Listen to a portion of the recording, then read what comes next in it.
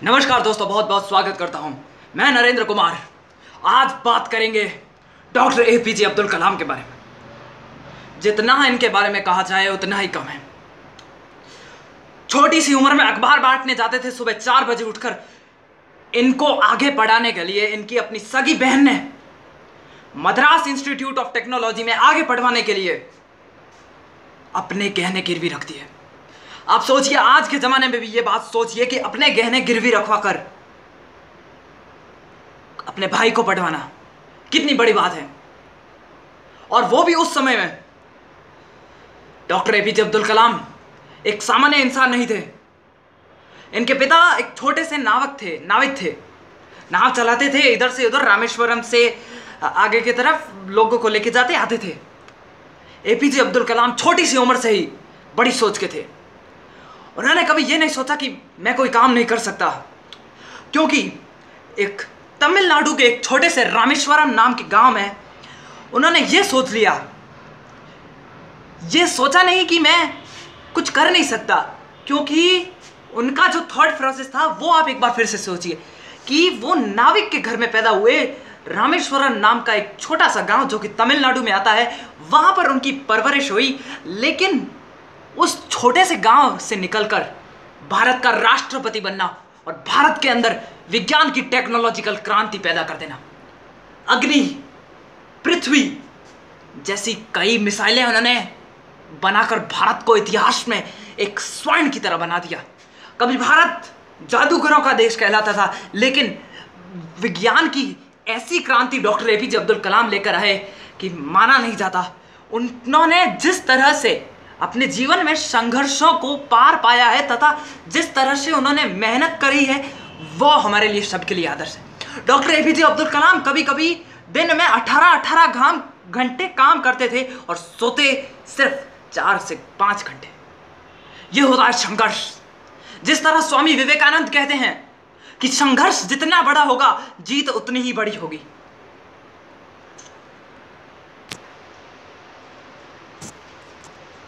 ऐसा नहीं है कि डॉक्टर एपीजे अब्दुल कलाम बचपन से ही कोई महारत हासिल थी।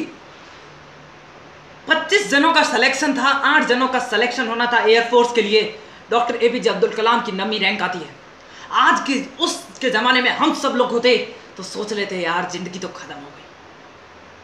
बोलते हैं किस्मत ऐसी है, मेरी किस्मत ऐसी है, मेरे हाथों की लकीरियां ऐसी है। किसी भोपे को फोन करते हैं, किसी को करते हैं। लेकिन मैं आपसे बोलना चाहता हूं, एपीजे अब्दुल कलाम ने यह करके बताया कि हाथों की लकीरियां हमारी किस्मत नहीं बदलती, बल्कि हाथों के कर्म हमारे कर्म बदलते हैं। हमारी किस्मत हमारे हाथों के कर्मों से बदलती है, ना कि हाथों की लकीरियों से। अगर तेरे अंदर जुनून है, आग है, तो तू कुछ भी कर सकता है। ये तुझे पहले मानना होगा। विफलताओं से घबराकर डॉक्टर एपीजे अब्दुल कलाम ने अपने लक्ष्यों को छोटा नहीं किया, बल्कि लक्ष्यों के लिए लगने वाले अपने संघर्षों, अपनी मेहनत, अपना जो सब कुछ था उसको त्याग कर अपना सब कुछ लगाकर उन लक्ष्यों को पाने में लगा दिया। यही बात आज हमसे सीखनी होगी। मैं आपसे बोल रहा हूं मेरे मित्रों, मैं आपसे बोल रहा हूं कि हमें ये बात सीखनी बहुत जरूरी है। एक बार फिर से सीखिए। एक बंदा कोई भी चीज की तैयारी करता है, उसके अंदर असफल हो जाता है, फिर तो लक्ष्य को छोटा कर देता है। मैं कलेक्टर नहीं बन पाऊंगा, मैं ग्राम सेवक तक ही सीमित हूं। अरे मैं तुझसे पूछता हूं, क्या ग्राम सेवक और कलेक्टर बनने वाले में अंतर क्या है? उसकी मेहनत का है। क्यों नहीं तू अपने सपनों को छोटा करने की बजाय सपनों को बड़ा ही रख तथा अपनी मेहनत को बढ़ाकर, ताकि वो तेरे सपने भी मिले, तुझे अपनी जिंदगी भी मिले। मनुष्य जीवन एक बार है, व्यर्थ मत गंवा मेरे दोस्त। यहीं पर पता चल जाता है कि हम असफल होंगे या सफल। उस समय हमारे पास 2 ऑप्शन होते हैं, या तो ज्यादा मेहनत करना या अपने लक्ष्य को छोटा कर देना। उस समय अगर तुमने लक्ष्य को छोटा कर दिया तो ये बड़ा ही गंदा काम किया तुमने। अपनी जिंदगी का सबसे फुलेस्ट पोटेंशियल निकाल। तू कहां तक जा सकता है, आप अपनी जिंदगी में कहां तक बढ़ सकते हो, कहां तक एक्सटेंड हो सकते हो, यह आपको करना चाहिए, ना कि अपने लक्ष्य को छोटा करना चाहिए। यहीं पर आपका टेस्टिंग हो जाता है। कलाम साहब अगर ऐसे ही निराश होकर बैठ जाते तो हमें भारत का ये स्वर्ण जो युग था, जिसके अंदर हमारी 5 मिसाइलें डॉक्टर एपीजे अब्दुल कलाम ने बनाई, वो नहीं बनती। एक मिसाइल थी SVK नाम की, जो कि लॉन्च हुई थी और उसके लिए 10 साल की मेहनत लगी थी। 10 साल की मेहनत हजारों लोगों की, ताकि वो सैटेलाइट लॉन्च हो सके। लेकिन एक कड़वा सच कि वो लॉन्च फेल हो गया। उस लॉन्च को फेल होने के बाद में भी डॉक्टर APJ अब्दुल कलाम हार नहीं माने, बल्कि अगले ही साल अपने सारे एम्प्लॉयज के साथ, सारे साथियों के साथ इतनी मेहनत की कि वो वहां तक पहुंच गए, और हम आज उनको उस कारण सैल्यूट करते हैं। डॉक्टर APJ अब्दुल कलाम ने अपनी जिंदगी में असफलता का दौर सबसे ज्यादा उस समय देखा जब उन्होंने SLV-3 नाम की मिसाइल को लॉन्च करने के लिए अपने हजारों साथियों के साथ वो लॉन्च करने की तैयारी की थी, करीब 10 साल तक। लेकिन उनकी मिसाइल का लॉन्च फेल हो गया। यहीं पर पता चलता है कि आखिर वो doctor APJ Abdul Kalam sir कैसे बने। उन्होंने उस समय यह नहीं सोचा कि मैं कैसे हार मान जाऊं, उन्होंने ये रोना नहीं रोया, बल्कि ये किया कि मैं अगले ही साल कैसे अपनी मिसाइल को सबसे बढ़िया से बढ़िया बनाकर लॉन्च करूं। अगले ही साल उन्होंने वो मिसाइल फिर से बनाई, फिर से अपनी टीम के साथ जुटे और शिखर तक पहुंच गए। और उसके बाद भारत की वाहवाही होनी शुरू हो गई। उसी से पहले, 1 साल पहले, जब उनकी मिसाइल फेल हुई थी, बे ऑफ बंगाल में जाकर गिरी थी, पूरी दुनिया भारत का मजाक उड़ा रही थी। उन्होंने APJ अब्दुल कलाम ने मजाक उड़ाने वालों को सामने से जाकर जवाब नहीं दिया, बल्कि अपने काम से जवाब दिया।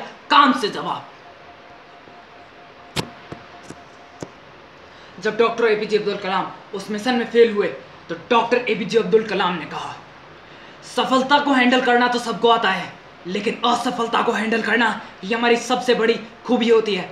यानी कि हमारी जिंदगी में सफलता की चाह है, सफलता की उन रातों की चाह है। हम चाहते हैं कि हमारे चारों तरफ हजारों लोग खड़े हो और हमारी वाहवाही करें। तो दोस्त, असफलता के उस दौर से कूदना पड़ेगा। हीरा बनना है ना, तो कोयला भी हीरा बनता है, लेकिन तपना पड़ेगा मेरे दोस्त। जिंदगी कोई एक फैसले से बड़ी नहीं बन जाती।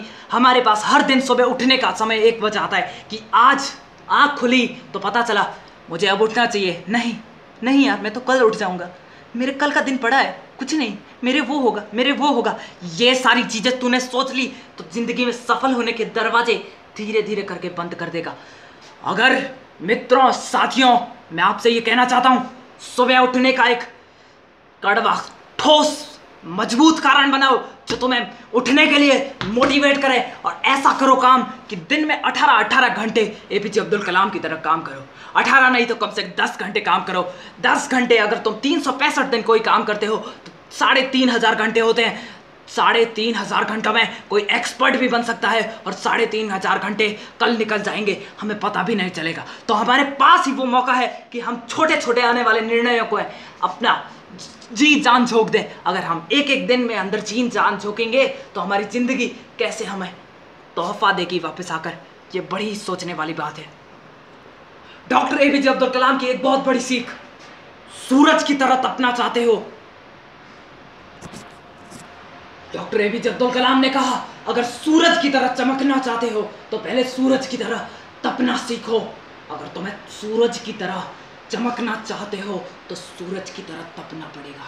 क्या करना पड़ेगा? तपना पड़ेगा। मजाक में मत लीजिएगा बात को, बड़ी ही सीरियस बात है। तपोगे तभी तो कुछ मिलेगा। रोटी भी, जो आटा होता है ना, वो भी ऐसे ही रोटी नहीं बनता, उसको भी तपना पड़ता है। इसी तरह हमें भी तपना तो पड़ेगा। और डॉक्टर APJ अब्दुल कलाम ने सफलता को इस तरह से डिजाइन किया है। सफलता के बारे में उनका एक विचार बहुत ही प्रेरित करता है मुझे। Man needs the difficulty to enjoy his success। बिना लेवल के, बिना कोई चैलेंज के जिंदगी में किस चीज में मजा है? अगर हम किसी चीज के अंदर चैलेंज मिलता है, जैसे कि PUBG भी पहले आप खेलते थे, तो उसके अंदर आपको चैलेंज मिलता था, तभी आपको खेलने में मजा आता था, वरना चैलेंज के बिना कोई चीज में मजा नहीं आता। यानी कि आप सोचिए, अगर आप इतना ज्यादा किसी चीज के अंदर चैलेंज से पार करते हुए जीतेंगे तो सोचिए तब आप क्या होंगे। You will enjoy the success. आप एक कदम चलकर जाने में कुछ नहीं होता, लेकिन अगर हमारे पैरों में चोट है, थकान हो रही है, दर्द हो रही है, फिर भी एक्सरसाइज के टाइम हम वो एक कदम बढ़ाए तब मजा आता है, उसके बाद में मजा आता है। वरना सफलता तो ऐसे ही नहीं मिलती, सफलता के लिए तपना पड़ेगा मेरे दोस्तों।